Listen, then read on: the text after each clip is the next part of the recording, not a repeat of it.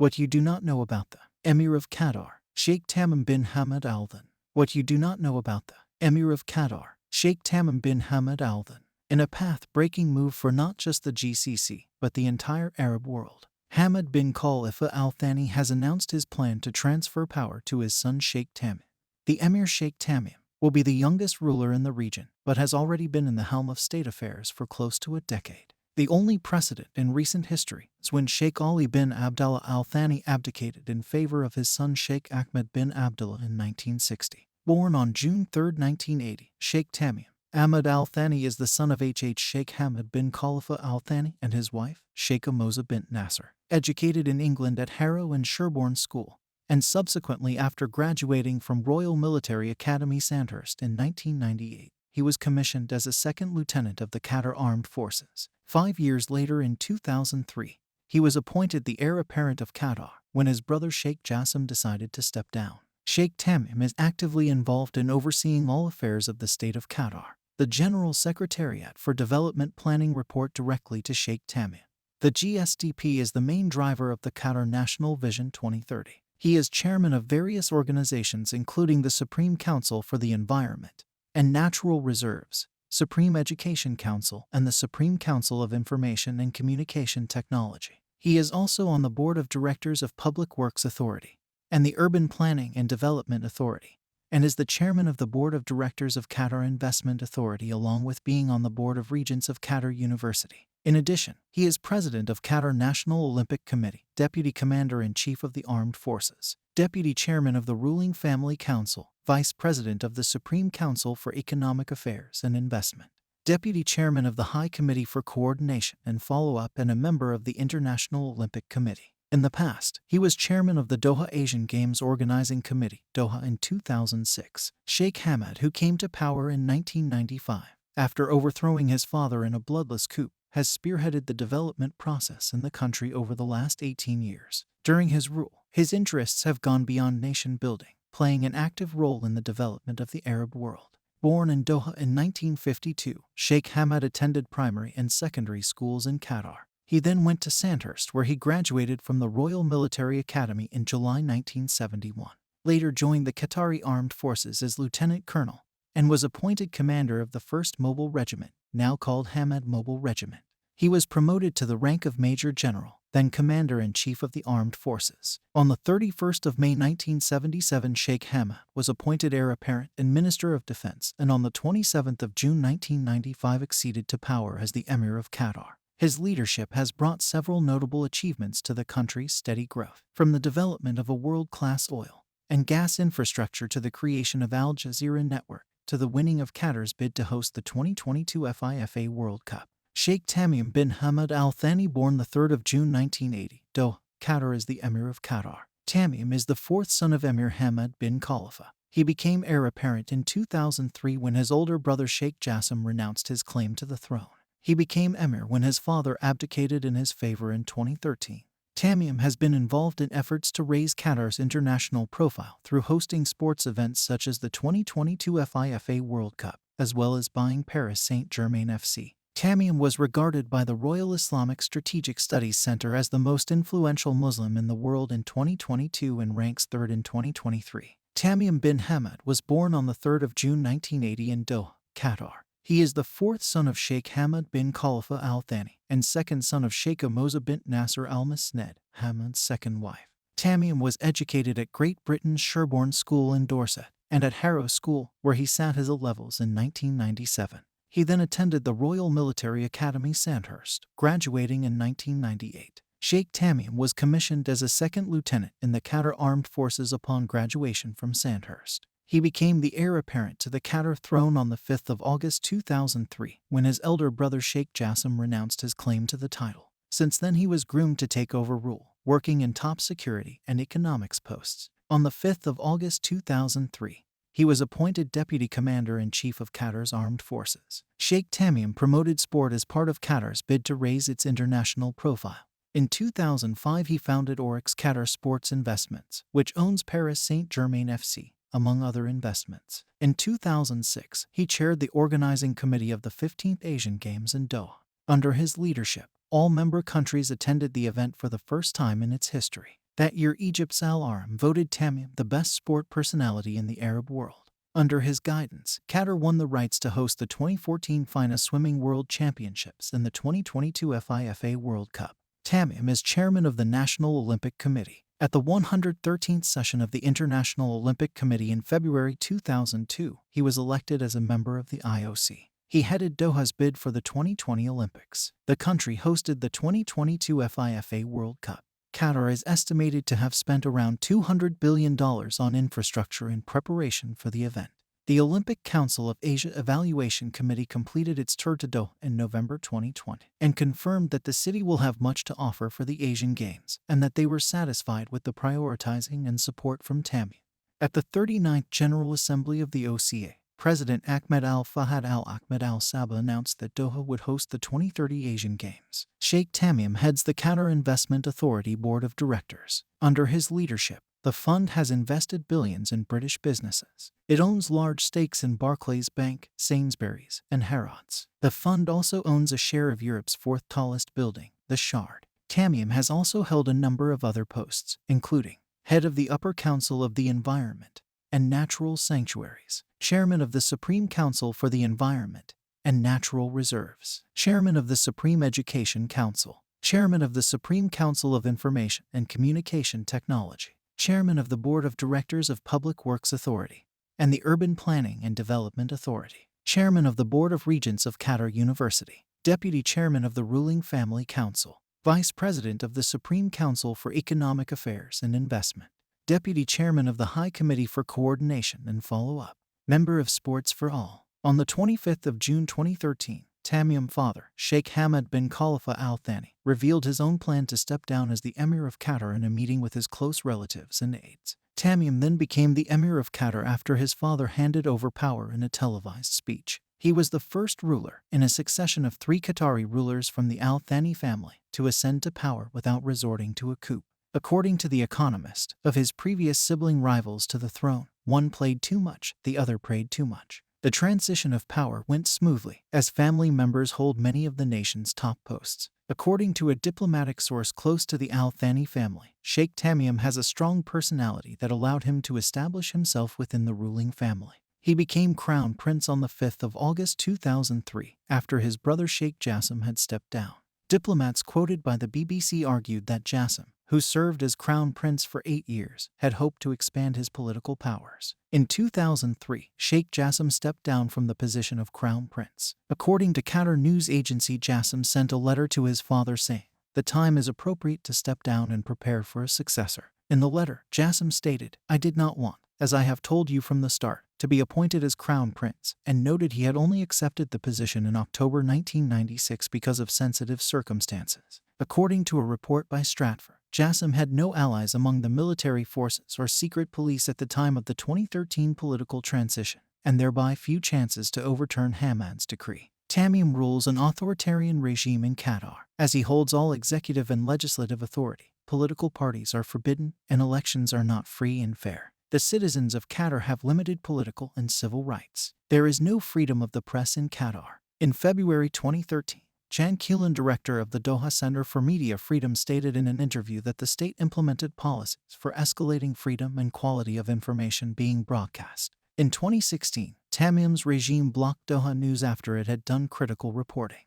In striking contrast with his father's rule, who had prioritized Qatar's international profile, a new focus on domestic affairs has characterized Tamim's government so far. One of Tamim's first moves after coming to power was to streamline the bureaucracy by disassembling a number of parallel institutions, such as the Qatar National Food Security Program, which was incorporated into the Ministries of Economy and Agriculture. He also decreased the fiscal budget of several institutions, including Qatar Foundation and Qatar Museums Authority. Since his accession to power, the government has expanded the roads around the capital, developed a new metro system, and completed the construction of a new airport. A new reform of the Qatari administration was launched towards increased efficiency and discipline.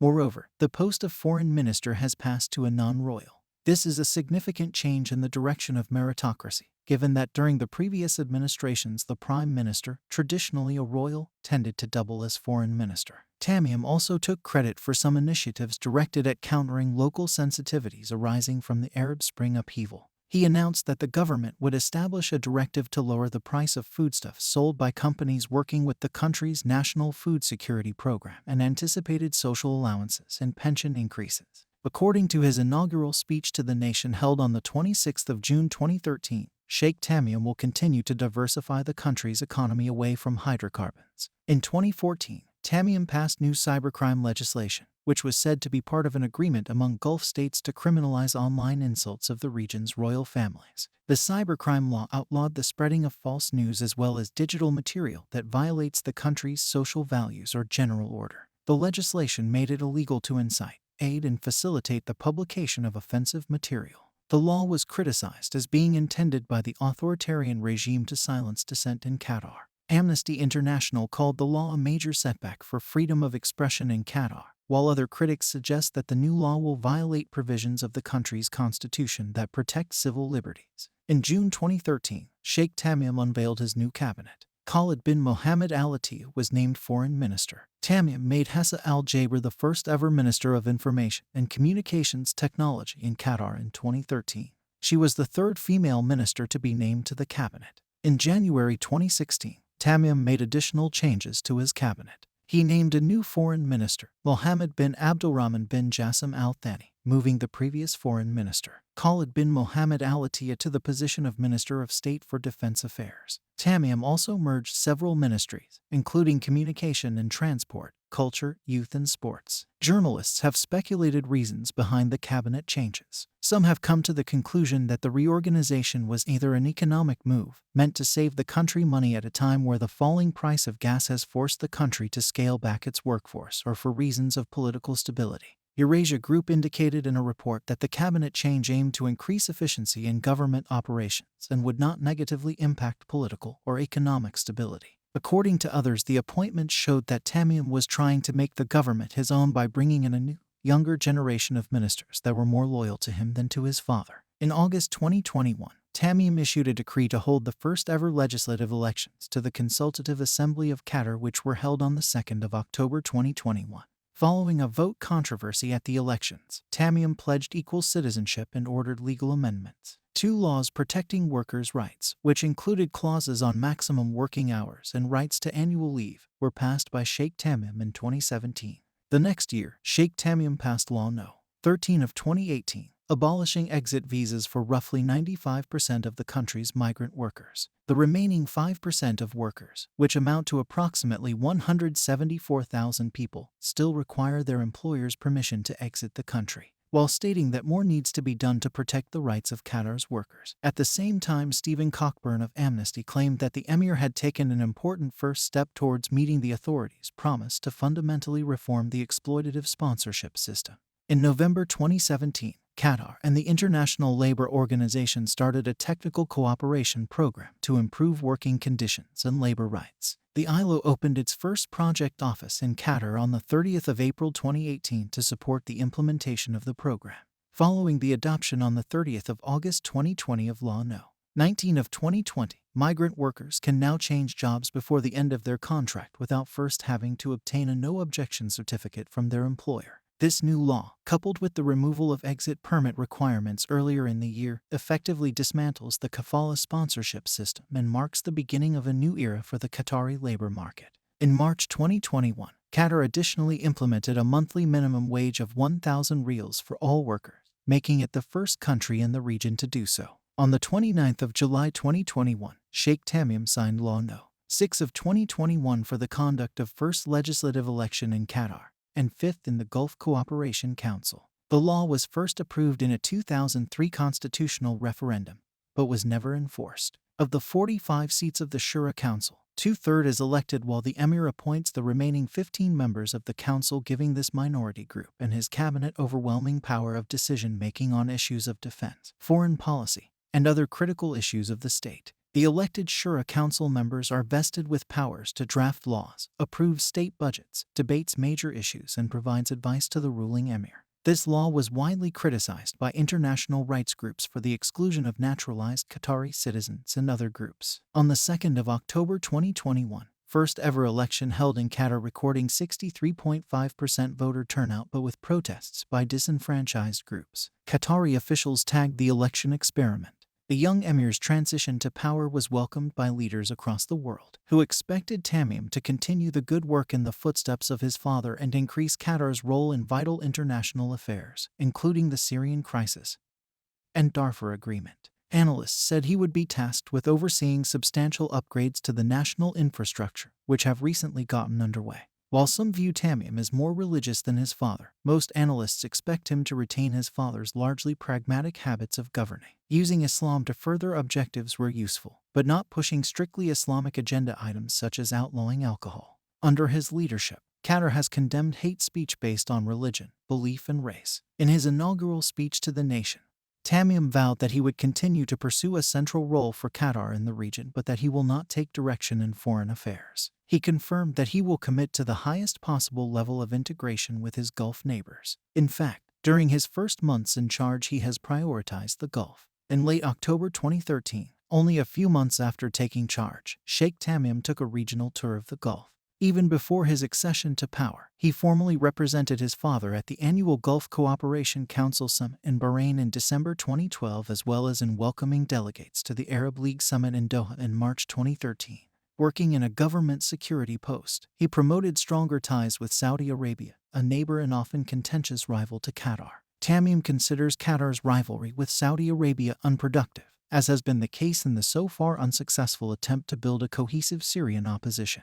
Despite this, Tamim worked within the GCC to support the Syrian opposition, the country's support for Islamist causes, and for organizations that oppose the absolute rule of the Gulf's hereditary rulers provoked tensions with the GCC countries. In March 2014, Saudi Arabia, Bahrain, and United Arab Emirates withdrew their ambassadors from Qatar. Officially, the decision was motivated by Qatar's alleged refusal to ratify the agreements of non-interference in domestic policy within the GCC in December 2013. Some analysts observed that the diplomatic crisis was the peak of long-time degenerated relationships of Qatar with the Arab countries, who have rebuked Qatar for allegedly backing Islamists during Arab Spring revolts and are supportive of the new military-oriented Egyptian regime. Qatar has also provided aid through loans and investments to the democratically elected Ennahda Party in Tunisia and to parties in Yemen and Morocco. During 2014 to 2017, Qatar appeared to be in compliance with counter-terrorism and demolishment of its support to Islamist rebels groups. As a result, the nation agreed to stop providing support to the Muslim Brotherhood, expelled non-citizen brothers from its territory, and would not shelter any persons from GCC countries to avoid undermining relations with the Gulf. There have been no terrorist incidents reported in Qatar since 2014.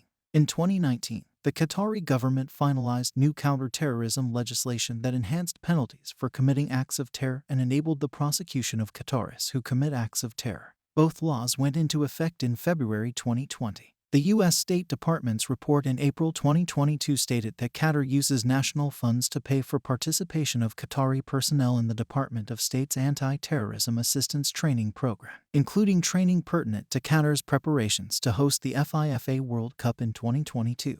In January 2021, the Emir signed an agreement ending the 43-month air, land, and sea blockade of Qatar by Saudi Arabia, the United Arab Emirates, Bahrain, and Egypt. The nations reopened their land border and airspace to Qatar.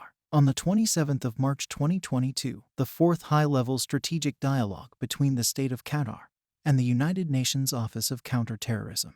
It was revealed that the State of Qatar is the second largest contributor to the United Nations Trust Fund for Counterterrorism out of a total 35 other donors. In May 2022, during his first visit to Europe after the Russian invasion of Ukraine, the Emir signed energy and investment projects with several countries, including Spain and Germany, and for the first time spoke at the World Economic Forum annual meeting in Davos. Sheikh Tamim has maintained a strong relationship with the Indian government. On the 25th of March 2015, he visited India and met Prime Minister Narendra Modi. He said that the government trusts the Indian economy, so they would invest in India. Last time Sheikh Tamim met with Indian Prime Minister Narendra Modi was on the 23rd of September 2019, at the residence of the Permanent Mission of the State of Qatar to the United Nations, on the sidelines of the 74th session of the United Nations General Assembly in New York.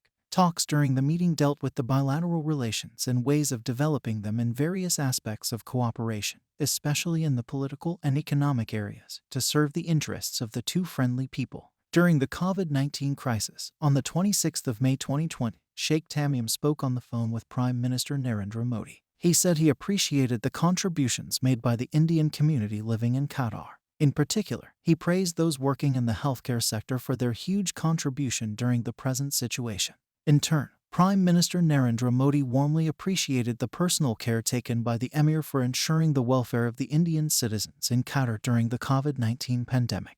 On the 27th of April 2021, Sheikh Tamim held a telephone conversation with Indian Prime Minister Modi and discussed ways to fight the novel COVID-19 pandemic. Sheikh Tamim immediately ordered to send urgent medical assistance to India. Qatar heavily invested in loans and aid to Egypt during the Muslim Brotherhood's government.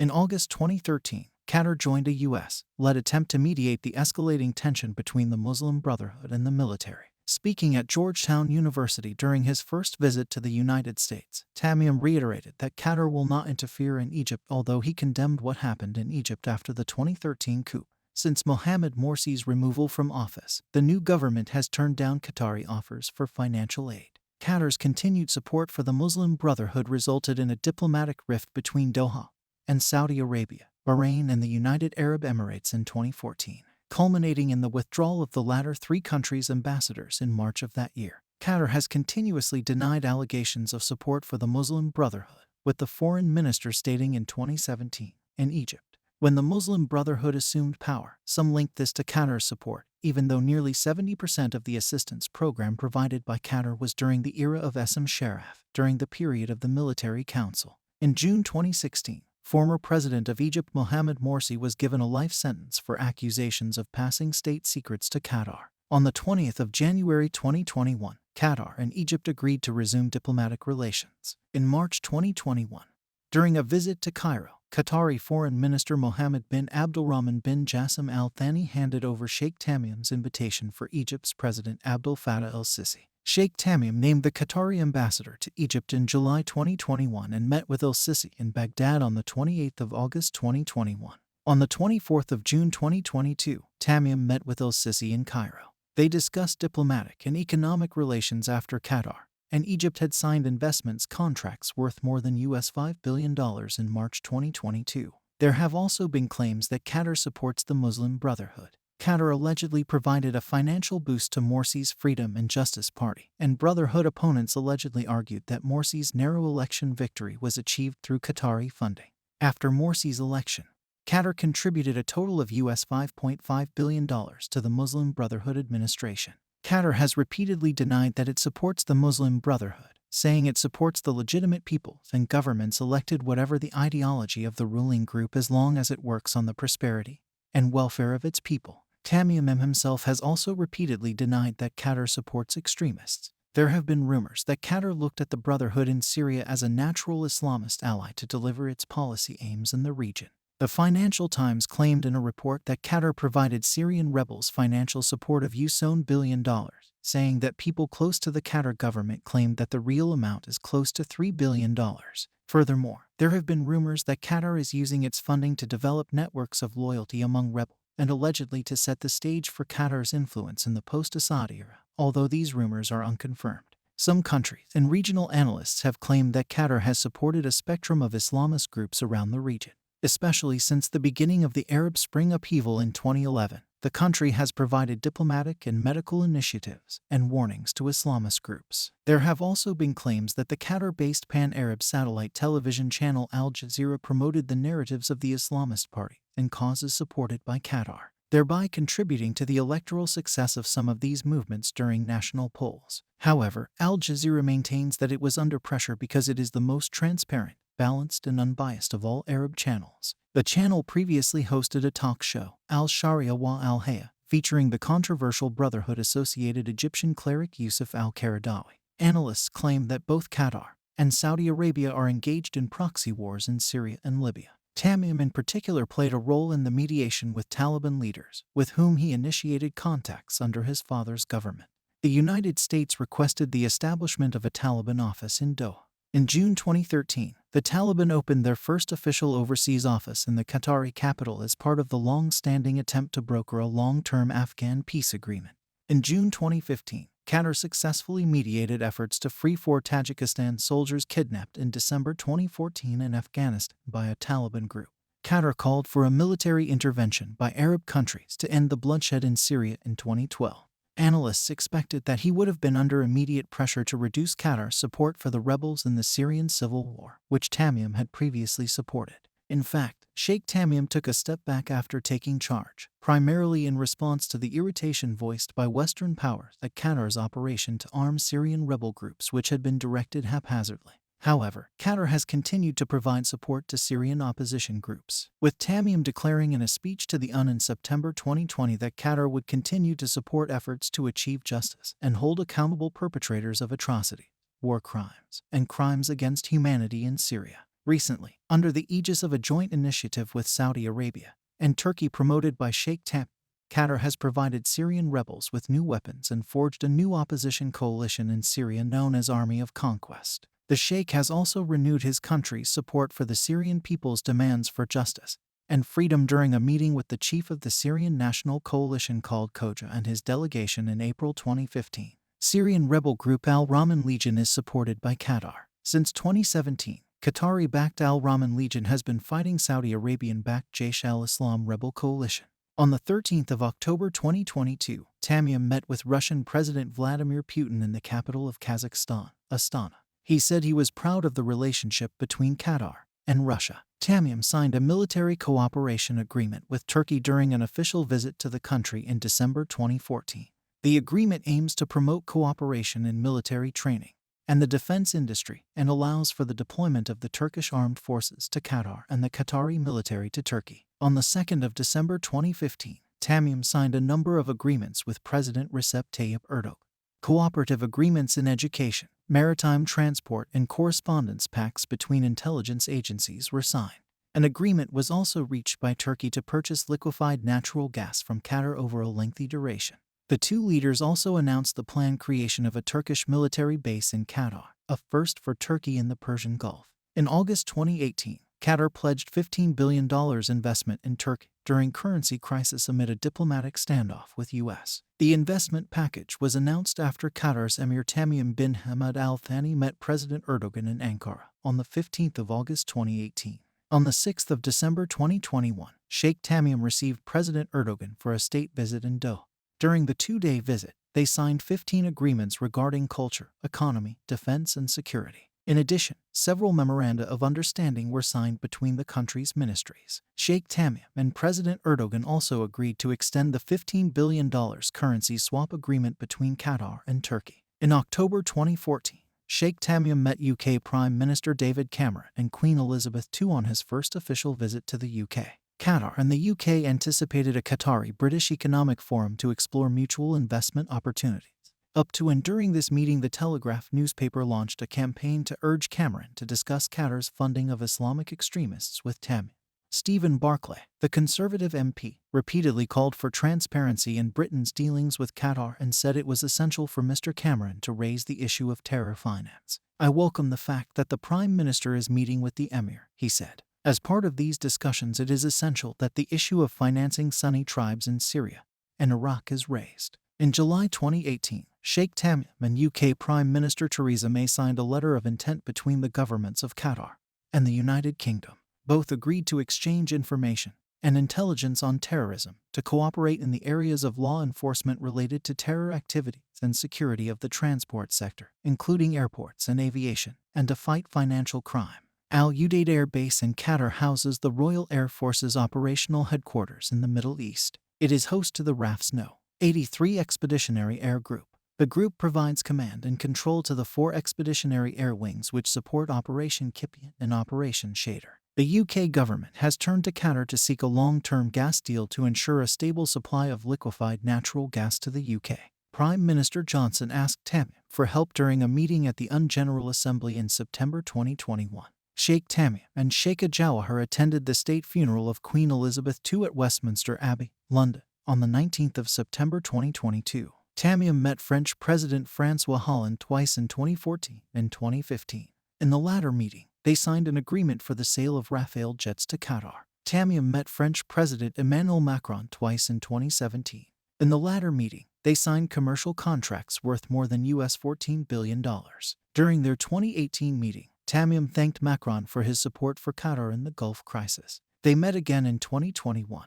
In July 2014, Tamim renewed the defense agreement with the U.S. and confirmed Qatar's cooperation with the U.S. in the Combined Air Operations Center at Al Udeid Air Base. After visiting U.S. President Barack Obama at the White House in February 2015, Tamim wrote an editorial saying the U.S.-Qatari strategic partnership has deepened in recent years in spite of the regional unrest, and reiterated his commitment to support a more comprehensive approach to the strategic challenges facing the Middle East. Sheikh Tamim has been a personal friend of U.S. President Donald Trump prior to the latter's presidency. He visited the United States several times during Trump's presidency and has held bilateral meetings at the White House in Washington, D.C. In July 2017, the U.S. and Qatar signed a memorandum of understanding to combat the financing of terrorism, making Qatar the first country in the region to sign the executive program with the United States to fight terrorism financing. Same year, then U.S. Secretary of State Rex Tillerson stated that the Emir of Qatar has made progress in halting financial support and expelling terrorist elements from his country. In July 2019, Sheikh Tamim visited the U.S. to meet President Donald Trump and discuss the latest regional and international developments. A state dinner to welcome Tamim was organized at the White House with who's who of people in business, including Robert Kraft and Christine Lagarde. The meeting concluded with an enhanced economic partnership between both the countries, with Qatar agreeing to do business with major U.S. companies, including Boeing, Gulfstream, Raytheon, and Chevron Phillips Chemical. On the 20th of August 2021, Sheikh Tamim held a telephone conversation with U.S. President Joe Biden. Biden thanked Tamim for Qatar's support regarding the U.S. evacuations from Afghanistan.